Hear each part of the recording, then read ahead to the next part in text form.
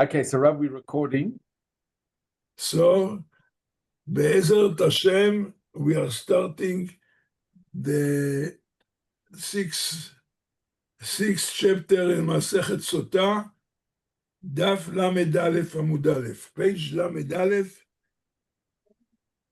31a, in English, the 31a2, or 83. Ruben's just joining now. Yeah, I think Ruben's What about joining, yeah. Ruben? He's just he's busy joining. He's just us. joining. I think he's just joining, Rav.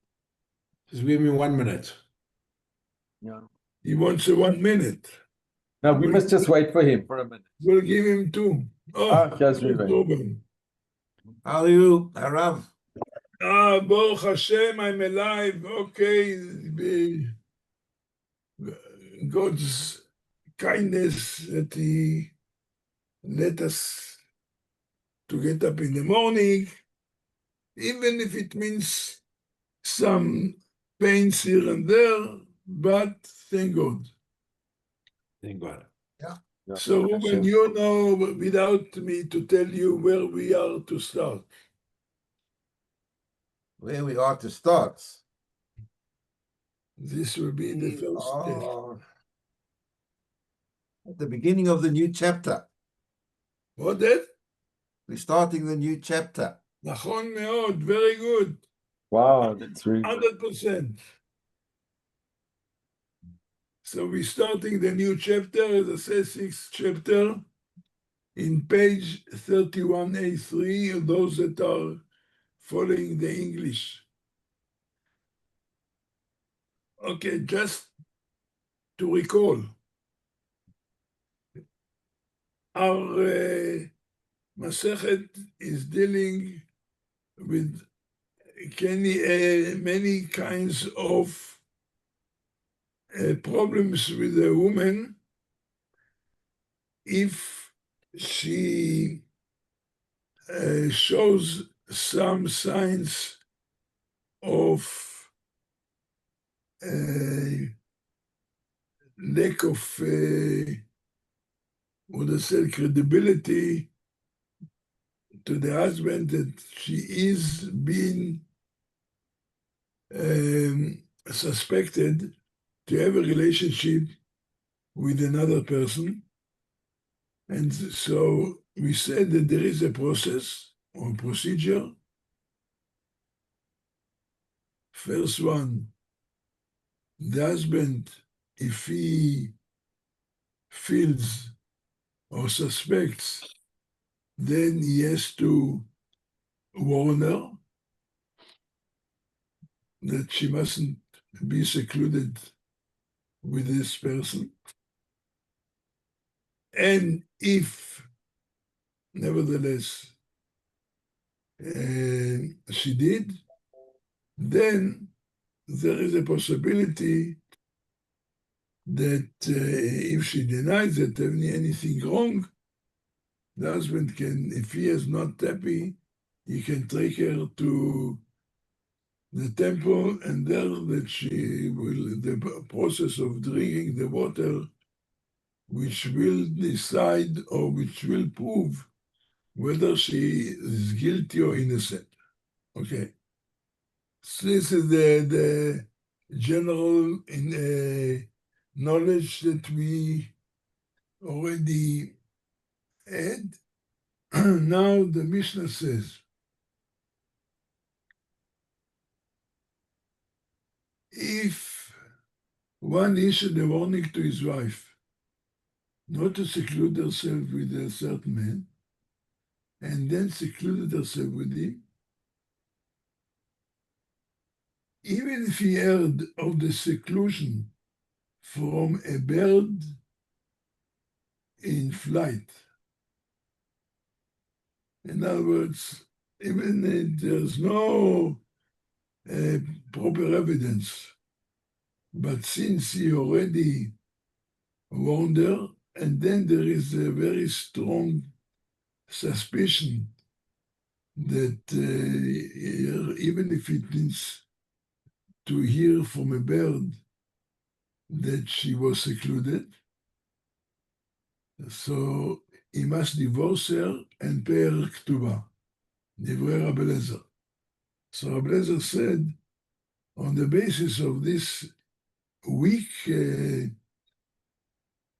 report, on one way he must divorce her because still we suspect something happened. But as far as the ketubah is concerned, this is not enough evidence for her to lose the ketubah.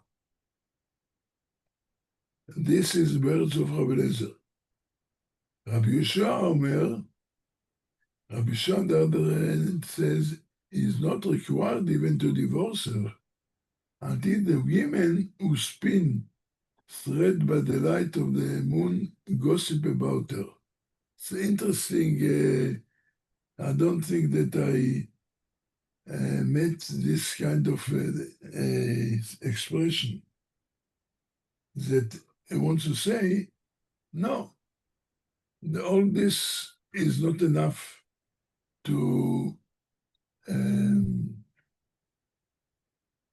cause her to be divorced, but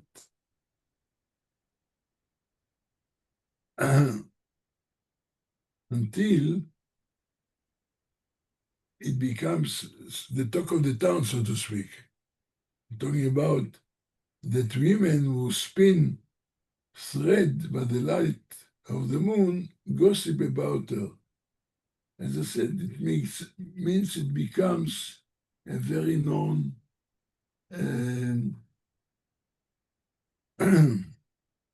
as in the notes, until her immorality is so widely publicized that it is a topic of conversation among the women who gather nightly to spin flax and trade gossip. In other words, it is the talk of the town. As I said, the talk of the town. So the interesting what we learn are the people, women gather together and they talk.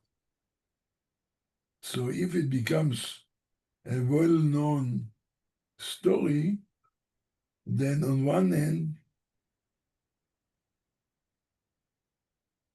we say yes to divorce her, but at the same time, she doesn't lose the ketubah. It's not like if there is a real evidence, as the Mishnah will say later. The commentary continues interestingly to explain this Rabbi Yeshua's opinion. Rabbi Yeshua follows his own view in the Mishnah on 2a, that even after a warning was properly issued before witnesses, two valid witnesses are required to establish that seclusion took place. She is not prohibited to her husband on the basis of a bird in flight, an unfit witness. Strictly speaking, she is also not prohibited to him on the basis of widespread gossip about her immorality. Nevertheless, when her behavior is so egregious that it has become the talk of the town, it is important for the husband to remain married to her, since all appearances point to her having been defiled. So in this event, the law actually states that if two valid witnesses would testify that she was secluded with this man, then she would not have the option of drinking the bitter water to clear her name, but would automatically provide divorce because her guilt would be assumed, as we see later. And Rabbi Yoshua therefore rules that even without proper evidence of seclusion, the husband should divorce her. However, since he has no firm evidence against her, he must pay the ketubah obligated. So this is the first part of the Mishnah. Then the Mishnah continues to discuss a case where the seclusion was properly established by town valid witnesses.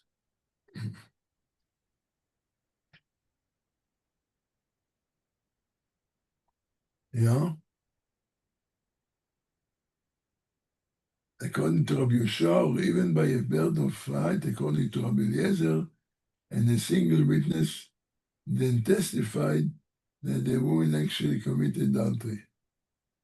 Okay, so it's clear. Now the Mishnah is continue all different situation. If one witness he testified that had been established, a single witness said, I was become defiled. And now we have got some admission that the woman got defiled. So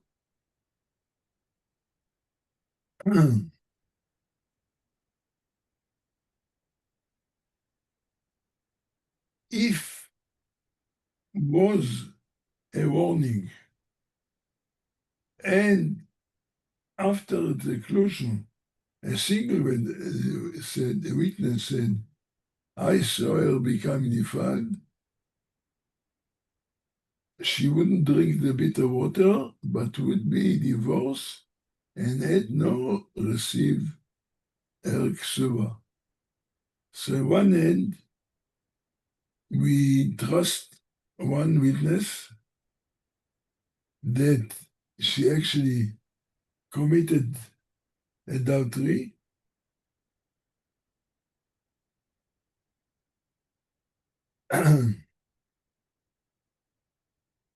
This is enough, of course, to assume and accept that she is actually guilty, and then there was no point in giving her to drink the better waters, but would be divorced and not receive her ketubah. And the Mishnah continued to say, when we are talking one witness, it doesn't have to be an ordinary, full qualified witness. Even furthermore, even a Canaanite slave, which usually is not a proper Jew to accept his evidence, or even a Canaanite slave woman who says she was defiled, are believed, even so far as to disqualify her from receiving her seva. And obviously the reason is because there is so much ground to believe that it was done. She was warned, and nevertheless she didn't stick to this, and in addition to it, we have kind of witnesses, even if it is not a full one, but it's enough to suspect her of drinking the water without actually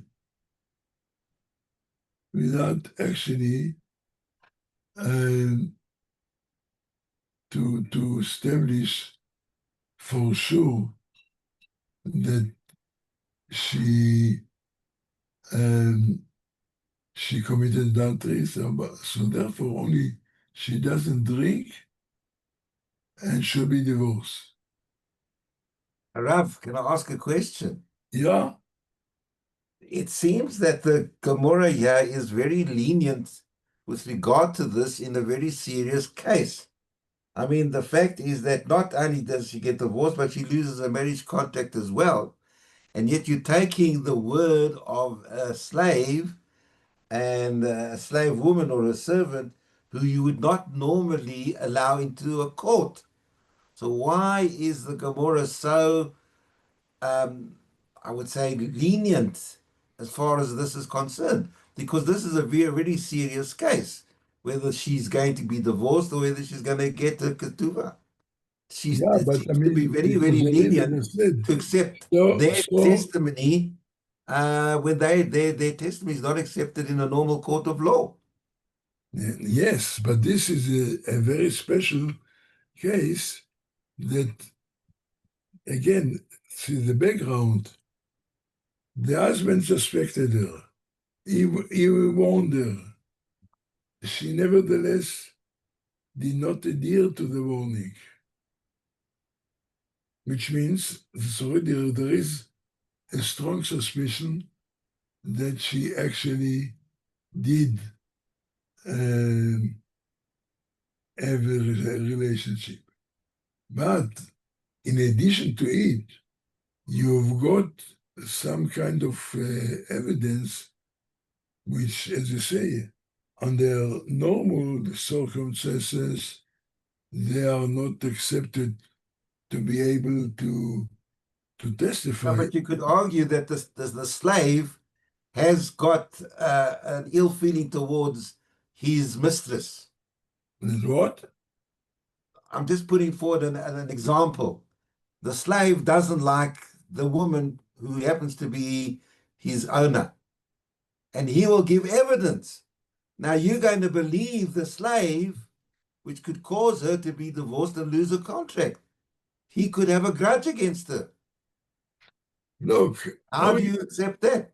obviously, you can say that maybe, but as I said, in the other end, we have got, even without the slave's evidence, already strong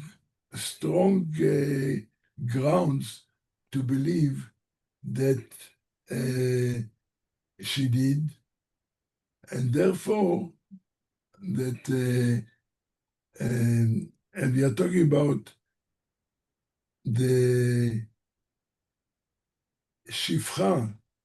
This is the women's slave, which could be that you are right, that she didn't like, but we won't accept her evidence just on the basis of this if we don't have the whole full background. We'll see, that not everybody agrees, we'll see how we go along. The Mishnah continues.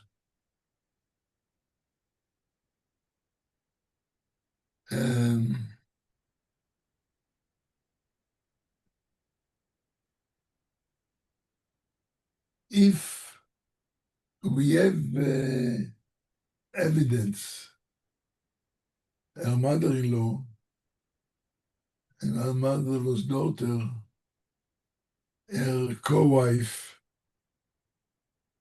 her Yevama, her husband's daughter, they are all believed to say that she was defiled, ולא לפוסלה מכתובתה. but not to derive, not to, how do we say, and not to disqualify her from receiving the ketubah. It's only,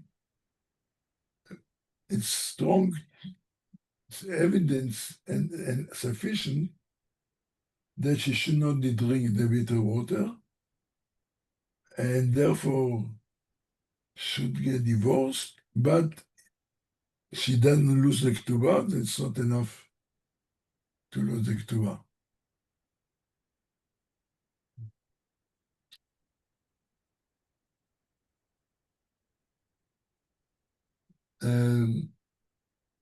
The Mishnah said, to explain on what basis we so accepting the evidence from these people, which we have got a good reason to believe that they are not honest, but they had a special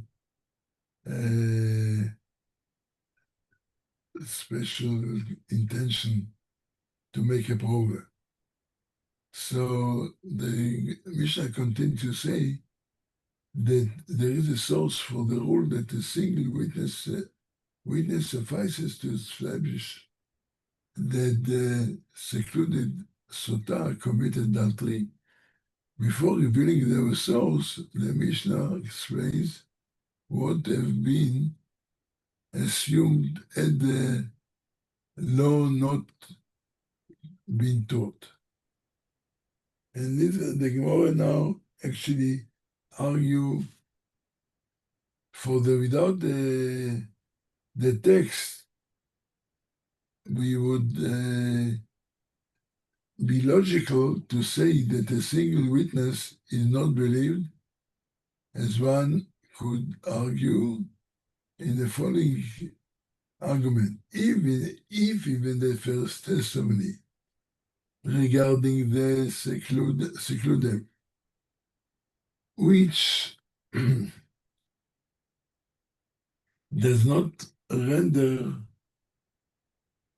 the Sotah permanently forbidden, because there are not two, it cannot be established but fewer than two witnesses. So we say this, even if the first testimony, in other words, when they come and say to the husband, your wife is committed adultery, and we don't, on basis of that, make her to render permanently forbidden. Why? Because it cannot be established by fewer than two witnesses. So this is the first evidence before we are in the final point whether to give her the drink. Then in the case of the final forbidden, of the final testimony regarding the actual adultery, which does render permanently forbidden, isn't not logical that it should be established by fewer than two, and not be established unless the two proper witnesses. So this is what we would say logically. You can't do anything if you got only one witness. Nevertheless, Talmud Lomar, the text teaches us that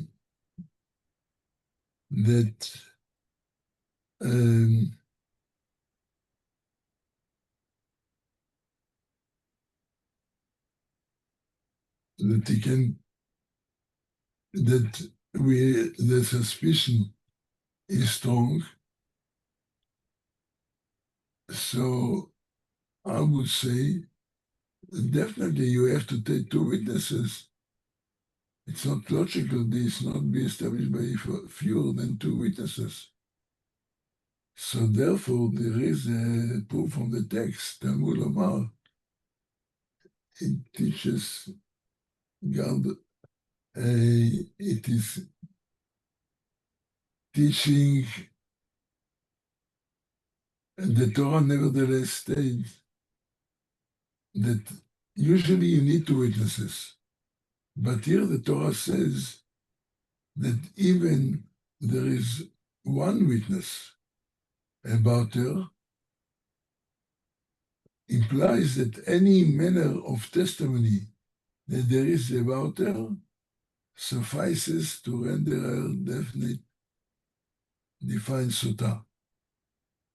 So it's very special that we accept the evidence of one, because usually, you know, that two witnesses are required to, as we learn, to make her status to be a Sotah.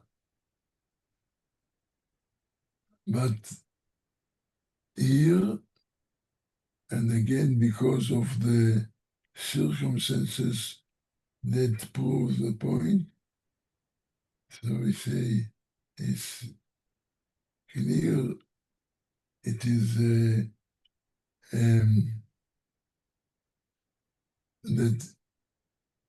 in the Sotah is an exceptional thing that even one witness can cause her to be considered as a Sotah.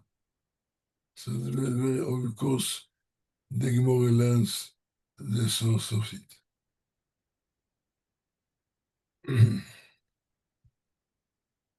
So logically, we would say no, nothing if it's one witness. But in this particular case of a Sotah, the suspicion the Torah uses is about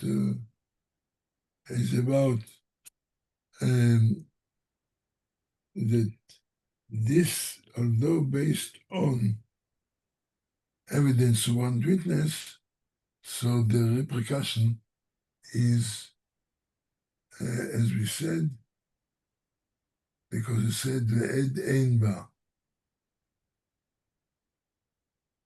Only if there is no witness at all. But if there is a witness, so then comes these consequences. Then the Mishnah said in the last two lines, this is already the second page, the Mishnah now considers we should reverse the argument and conclude that a single witness satisfies to vary the seclusion. קל וחומר בעדות הראשונה, but accordingly, a קל וחומר argument can be tested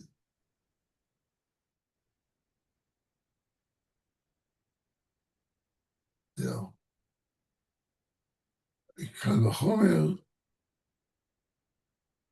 accordingly, a קל וחומר is logical to extend the single witness stringency to the first testimony regarding the seclusion as follows, and continue the final testimony that if to make it completely a psak, a decision to render the wife permanently forbidden, then although that we need two witnesses, in the case of the Sotah, it's a special thing, then nevertheless be established by a single witness.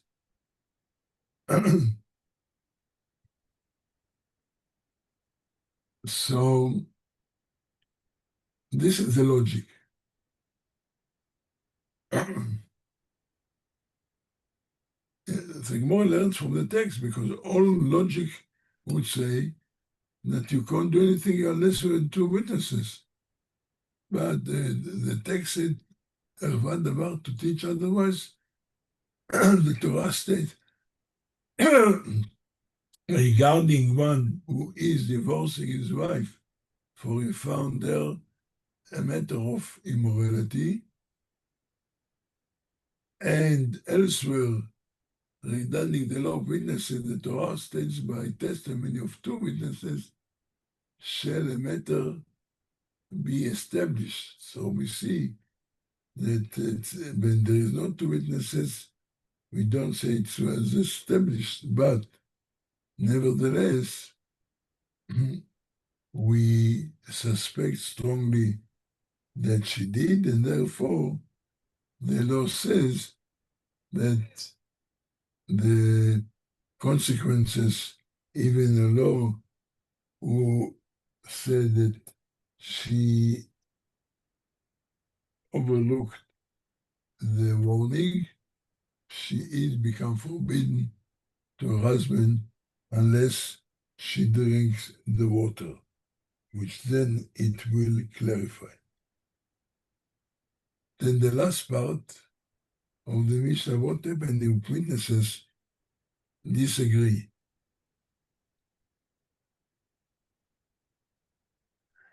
If one witness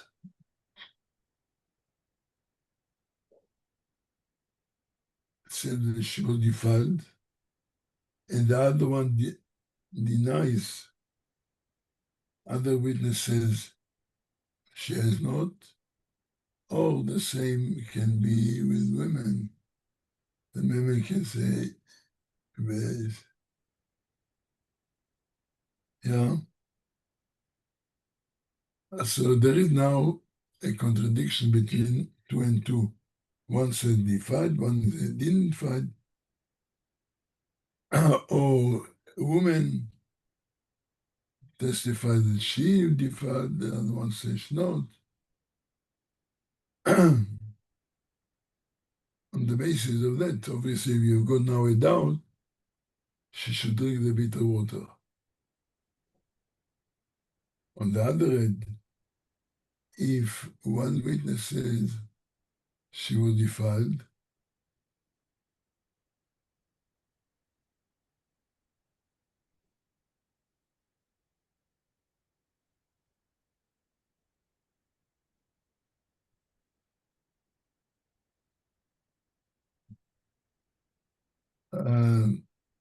I think that when we finish that the Mishnah, I feel very, very tired. I had a long day of running around, but this is what the Mishnah. So what the Chidush is here?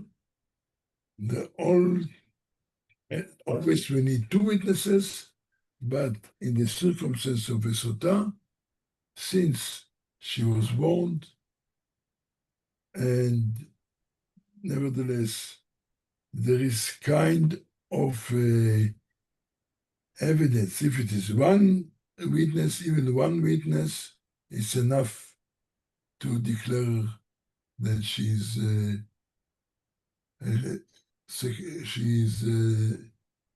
committed adultery, and obviously she doesn't drink. Otherwise, when we had witnesses which are not as strong, so we said before that it can cause her to drink, but then she doesn't have to divorce, and definitely she's not going to lose the ketubah.